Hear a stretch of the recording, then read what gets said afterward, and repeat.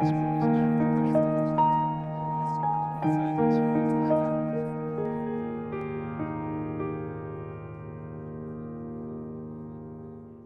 people say nobody ever truly recovers from mental illness, and that's just wrong.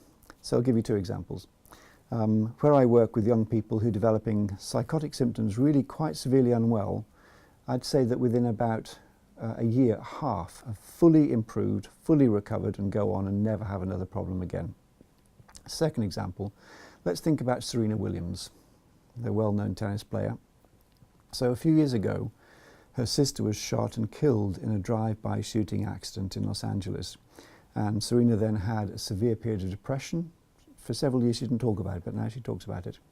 And then after that, she made a full recovery and went on to win Wimbledon, the Australian Open Championship, back to her peak performance again, having had a period of really quite severe mental illness. So yes, you can recover from mental illness, and yes, it is common. Some people firmly believe those who claim they have mental issues are shirkers and malingerers. Although others empathise with those with mental needs, they also are clearly conscious of reality. Stigma still clings to those with issues, and many people still refuse to accept that those with problems suffer from an illness. You know, generally people tend to keep a bit quiet about issues and problems, and I think it should be expressed a little bit more than is let on, particularly in the workforce. There are a lot of people I know of that have got problems, and they need to acknowledge that, the bosses and the management workforce really. I used to be an advocate for people with mental health problems, so I did some training on how people are discriminated against and things like that. There are a lot of people that, you know, have problems at work, and, you know, because they might get a bit down or depressed, and then they, you know, have problems with their bosses and things like that if they can't get into work on, you know, those sorts of things. So yeah, I think definitely there needs to be more awareness. I think it's quite sad if you have any other illness. It seems fairly apparent, but it's hidden with mental health, and I think there's still a certain amount of stigma. Mental health isn't, it's not a character flaw at all. It's, most people don't recognize the fact that it's a medical disorder in many cases. You know, whether that's a chemical imbalance in the brain, or you know, issues with the actual physical brain itself. It's a natural disorder, and people tend to not report it, I would say, because of that. They think, hey, I have a mental health problem, or maybe I'm not feeling like everybody else is feeling. I'm feeling down more often than other folks, and they'd say, well, that's something wrong with me. Well, it's not. You know, just as, you know, having diabetes is not a character flaw in you, neither is a mental health problem. I think women, especially when I had my son, you know, I really did struggle, like hormonally and things afterwards, and coming to grips with the change in my body and the way I was feeling. I was quite embarrassed to tell my husband at first, you know. Just mentioning mental illness frightens some people. It is possible their fear partially stems from sensational and lurid tabloid headlines. Media representation of mental health issues can influence some people, forming a lasting impression of how those with mental health needs act. Newspaper headlines, though, are designed to shock, not educate. Tabloids, however, are not the only source of misrepresentation. We all know some of the older films, but one remains high on the list of many psychiatrists as being particularly unrepresentative of actual mental health treatment.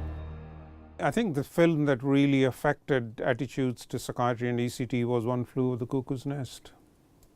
I think that was probably the most damaging in that sense. Mrs. Linda Bigg is among many people with similar feelings. They believe the stigma associated with mental illness keeps people from acting sympathetically, particularly when their compassion would be most helpful. My father had dementia and Alzheimer's, and the people that are closest to you are the ones that stay away then. That's the time when you need their help and support. You need people to come forward. You need people to back you and take you forward in the illness. People stay away, and they shouldn't stay away. That's the time that the families and the individuals need all the help they can get. And I'd encourage anybody to if they know anybody, to make the most of their lives, to to treat them as a normal human being. They are normal, but they just need a lot extra help. You know, people say that the stigma is getting better with mental illness, and that may be true, but if you can't talk about something like that to your own family, your nearest and dearest, your closest, I think that's still a pretty big stigma. I mean, I know people who would stigmatise her because of her weight.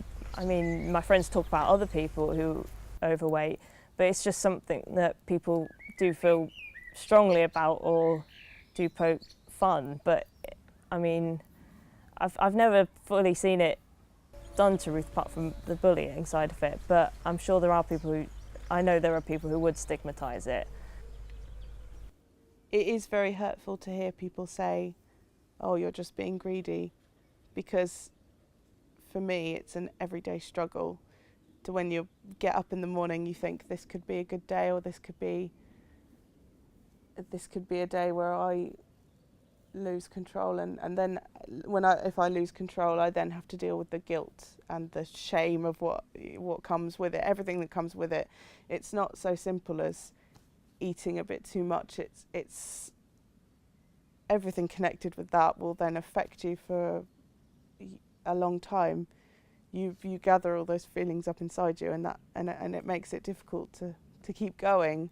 And then if you hear someone say, oh, all fat people are lazy and greedy, and you think, what's the point? I think to being a victim in particular, there is some stigma, because really, I mean, when you look at peer relationships, when they say who they want to be with, who's popular, etc., kids really know quite well who is the victim in the class and who is the bully. They know their exact ranking. And they also know if you're in a situation where you're not the strongest, but you're not the weakest, you don't want to associate with a victim because you might get drawn into this problem. It's just like a war. You don't want to be drawn into it. So you stay, you're a bystander, you're just an observer in a way. And what is interesting, even when children escape victimization, they report themselves, they've made friends, they're not being picked on, actually reputation effect stays much longer. Still years later, others will report that this is a victim, even though it's not happening. So reputation is a very important part of growing up, at least in the minds of the peers. Nobody really understands. You talk to your family and friends. At first, they feel sorry for you because you're tired and you can't do anything. And after a while, because they don't see anything physical, you can hear them saying to themselves, oh, she's putting it on. There ain't nothing wrong with her. She's just lazy. You know, you need to get up, move, get motivated. I go to the doctors, and even some of the doctors would just look at you like, oh, you're putting it on, go away, you're not that bad, because they couldn't actually see anything. Commonly now, when I talk to nurses and doctors in the health service in Britain, I get exactly the same answer, is there's still a lot of discrimination within the health service against mentally ill practitioners. So a whole different ballpark is actually helping health service to recognise and help staff who themselves have mental health difficulties. A nationwide campaign by Time to Change seems to be showing some signs of success. It wants to change the public attitude and behaviour towards those with mental health issues. It urges those with problems to talk openly with their family, colleagues and friends about their condition. OK, Pygmalion by George Bernard Shaw. Can you open your exercise books, please? You've got a 1,500-word essay to do. I'd like you to choose one of the themes from the board and start to plan it. Ah, the Wanderer returns. It's another 2 weeks behind. See me after class. So where you been this time? Somewhere warm? Yeah, your mum's bed. OK, settle down. Are we a comedian as well now, Michael? As I was saying, choose one of the themes on the board and start planning your essay. Yeah, I've got one for you. How many teachers does it take to change a light bulb? No? All right, how many depressed people does it take to change a light bulb? Doesn't matter, it's always dark, isn't it?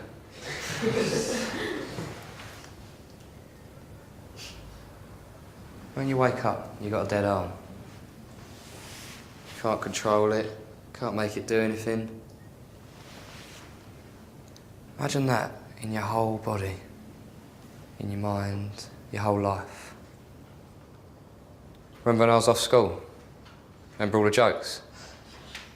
What options you choosing, Michael? Getting out of bed, staying awake, coming to class, even on Facebook. Changing my status to still skiving.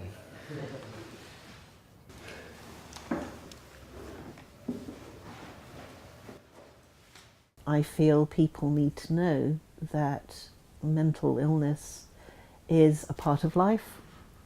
It's not something that people need to be afraid of or ashamed of, or anything that makes people particularly different from anyone else. It's just another form of illness for us to get on with and deal with as a society. And the sooner we can accept that, and I hope the better for everyone. I think people who have mental illness have a lot to offer. And I think that society should embrace mental illness just as it does any other form of illness or disability.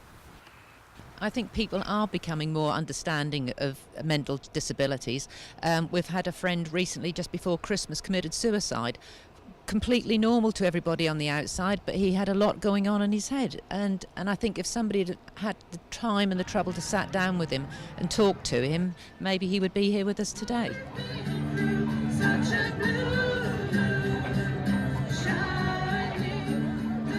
There now is more discussion than ever before about mental health problems. Everyone knows, for instance, about dementia and Alzheimer's. Yet in spite of greater awareness, no one is predicting an end to the stigmatisation of those with mental health needs in the immediate future.